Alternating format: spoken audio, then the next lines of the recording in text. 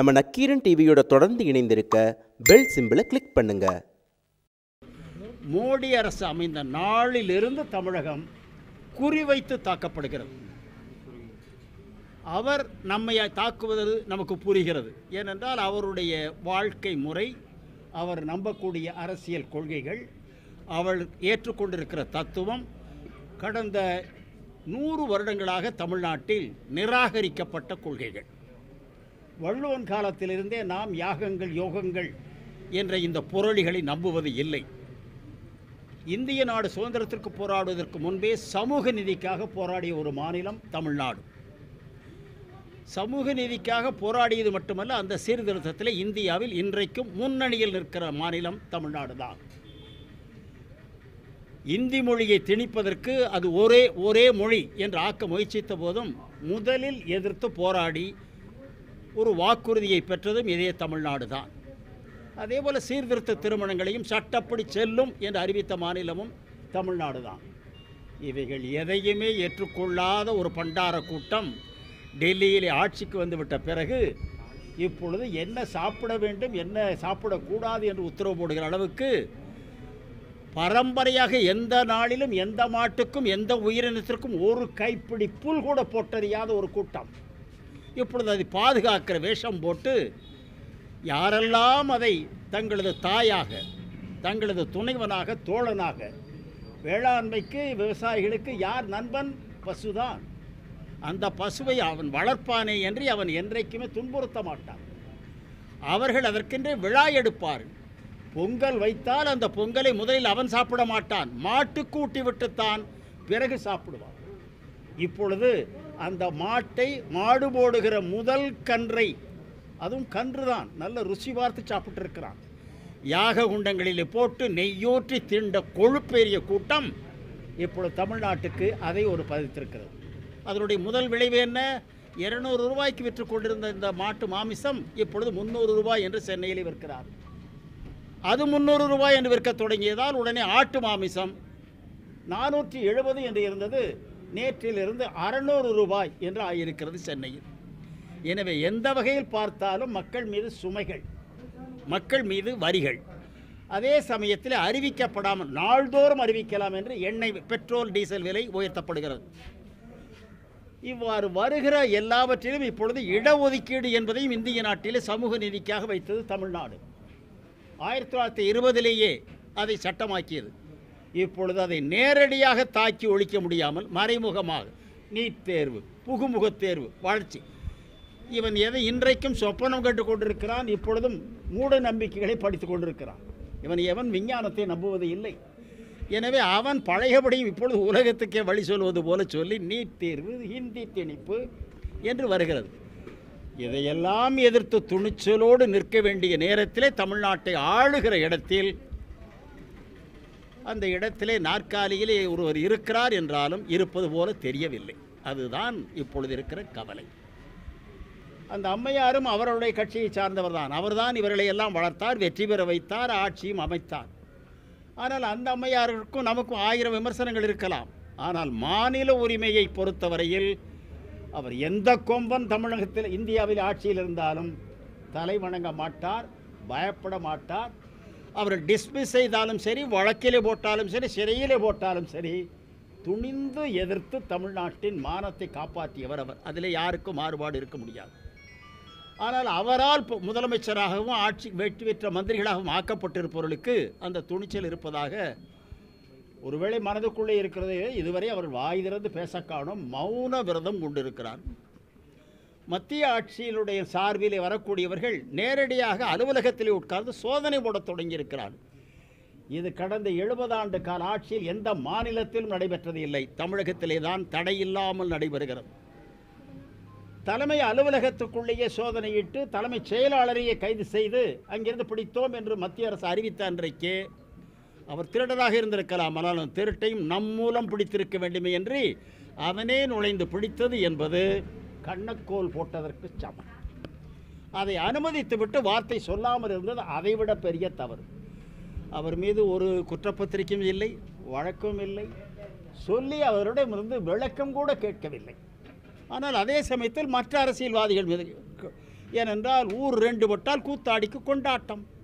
எனவே இவனை வைத்து அவன் மீது மோத வேண்டியது, அவனை வைத்து இவன் மீது மோத வேண்டியது என்று தமிழ்நாட்டை இன்றைக்கு 1, 2, 3 இன்னும் எத்தனை வருகிறதோ தெரியாது, குட்டி போட்டுக்கொண்டே இருக்கிறது. எனவே இந்த குழப்பங்கள் அத்தனையினாலும் தமிழ்நாட்டினுடைய அடிப்படை மாநில உரிமைகள் பறிக்கப்படுகிறது, மிதிக்கப்படுகிறது, நசுக்கப்படுகிறது. எனவே இது ஒரு கட்சியை ஒடுக்குவதற்காக, ஆட்சியை மாற்றுவதற்காக என்று மட்டும் கருதக்கூடாது. தமிழகத்தினுடைய வரலாற்றையே அழிப்பதற்கு, அடையாளத்தை அழிப்பதற்கான முயற்சி தான் பாரதிய ஜனதா கட்சியின் முயற்சி. எனவே அதை முற்றாக அனைவரும் சேர்ந்து முறியக்க வேண்டும். நமக்குள் இருக்கிற குறைகளை, பல பரீட்சையை நாம் பார்த்து கொள்ளலாம்.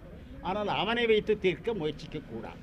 இப்போ தற்போது உள்ள அதிமுக அரசு 25, 12, 85, 87 இப்படி நானாக பிரிஞ்சு இருக்கிற இதில் இனி ஒரு வாரம் கூட நீடிக்குமான்னு தெரியல. இதை பற்றி உடைய கருத்து? அது நீடிக்குமா நீடிக்காத என்பதை தமிழ்நாட்டில் நாம் இருக்க போகிறோம், தொடர்ந்து பார்க்கலாம். ஆனால் யாராலுமே தேதி குறித்து மட்டுமல்ல, அந்த எண்ணிக்கை சொன்னீர்கள் அல்லவா 25, 30, அது அப்படியே இருக்குமா? அது என்ன கல்லா? நாளைக்கே 90, 130 என்று மாறினாலும் மாறலாம், அல்லது இன்னும் 200 ஆனாலும் ஆகலாம். எனவே எது ஒன்றுதான் உடையும், மற்றதெல்லாம் உடையாது என்று நினைப்பதும் தவறு. ஏனென்றால் தேர்ந்தெடுக்கப்பட்ட காலம் வரையில் இருக்க வேண்டியது அவர்களுக்கு நல்லது என்ற முறையிலே யாருமே அதை இழக்க விரும்ப மாட்டார். இப்போ வார்த்தை போர் நிறைய நடந்துட்டு இருக்குது. பிஜேபி இந்த வைர விழாவை பிஜேபி பொன்னார் வயதானவர்கள் விழாங்கிறதும், ஸ்டாலின் அவர் சொன்னவர் ரொம்ப இளைஞரா அப்படிங்கிறது, இந்த மாதிரி வார்த்தை போர் அதிகமாக. அருமை நண்பர் பொன் ராதாகிருஷ்ணன் தனிப்பட்ட முறையிலே பார்த்தால் நல்ல மனிதர், எப்பொழுதுமே நாவடக்கத்தோடு தான் பேசுவார். ஆனால் அண்மை காலமாக அவர் சேர்ந்திருக்கிற கட்சி, அவர் இயக்குகிற தலைவர்கள் எந்த கூட்டத்தோடு சேர்கிறாரோ அந்த கூட்டத்தினுடைய குணம்தானே வரும். அந்த வகையில் அவர் சொல்லுகிறாரே, வாஜ்பாய் இன்றைக்கும் அவர் என்ன இளைஞரா, வயதானவர், இருந்தாலும் மதிக்கிறோமா இல்லையா? அதே போல் அத்வானி மதிக்கிறோமா இல்லையா? குற்றம் சாட்டி இருக்கலாம், அரசியலில் நாம் வேறுபாடு இருக்கலாம். அதே போல் தமிழ்நாட்டை பொறுத்தவரையில் கலைஞர் கருணாநிதிக்கு என்று ஒரு தனித்தன்மை இருக்கிறது. நீங்கள் எதிர்பக்கத்தில் நின்றாலும் கூட நாம் எதிரி என்பதால் அவர் திறமையை குறைத்து சொல்லக்கூடாது, பொறாமைப்படக்கூடாது. தமிழ்நாட்டின் அரசியலில் 60 ஆண்டு காலம் சட்டமன்ற உறுப்பினராக தொடர்ந்து இருந்த ஒரே மனிதன், ஏன் இந்தியாவிலே இருக்கிற ஒரு மனிதன் அவர்தான். அது சாதாரண சாதனை அல்ல. அதுவும் ஒரு புயல், பெரும் அரசியல் புயல் நடைபெற்றது ராஜீவ்காந்தி கொலை செய்யப்பட்ட போது. அப்போதும் அந்த புயலிலும் சாயாத மரமாக நின்று வெற்றி பெற்றவர் கலைஞர் கருணாநிதி. இந்தியாவிலே இந்திய பிரதமராக இருக்கிற பொழுதே இந்திரா காந்தியார் தேர்தலிலே தோல்வியை சந்தித்திருக்கிறார். அகில இந்திய காங்கிரஸ் கட்சி தலைவராக இருந்தபோதே சொந்த ஊரிலே காமராஜர் தோல்வியை சந்தித்திருக்கிறார். ஏன் இவர்களை எல்லாம் வளர்த்த அறிஞர் அண்ணாவே காஞ்சிபுரத்திலே ஒரு முறை தோல்வியை சந்தித்திருக்கிறார். எங்கள் கட்சியின் மாபெரும் தலைவர்களும் எல்லோருமே தோல்வியை சந்தித்திருக்கிறார்கள். நானே பல முறை சந்தித்திருக்கிறேன், வெற்றி பெற்றது தான் ரொம்ப ஆச்சரியம். எனவே இந்த வரலாறு தான் அரசியலில் இருக்கிற போது ஒரு தடவை கூட தோற்காமல் தொடர்ந்து ஒரு புதிய சாதனையை புரிந்தவர் கருணாநிதி என்றால், பொன் ராதாகிருஷ்ணன் கொஞ்சம் நாவடக்கத்தோடு அதையாவது ஒப்புக்கொள்ள வேண்டும். இப்போ தற்போது எல்லாவற்றிற்கு மேலாக அரசியலில் அவர் இந்த நாட்டினுடைய ஒரு மாநில கட்சி, நாட்டு பிரிவினையை வற்புறுத்தியவர். ஆனால் இந்திய நாட்டின் ஒற்றுமைக்காக நெருக்கடி கால நிலைக்கு பிறகு நேருவின் மகளே வருக, நிலையான ஆட்சி தருக என்ற ஒரு சொல் பதத்தில் இந்திய அரசியலிலேயே தமிழகத்தை கொண்டு போய் டெல்லியிலே உட்கார வைத்தவர் கலைஞர் கருணாநிதி. இது தனிப்பட்ட முறையில். ஆனால் அதே சமயத்தில் கழகம் அதே மாதிரி கருணாநிதியாகவே இல்லை. இந்த மாறன் சகோதரர்களும் இருக்கிறார்கள், தீர்ப்பையும் எதிர்பார்த்திருக்கிறார்கள். எனவே அதையும் அவருக்காக நடத்தப்பட்ட விழாவையும் ஒன்றாக பார்க்கக்கூடாது.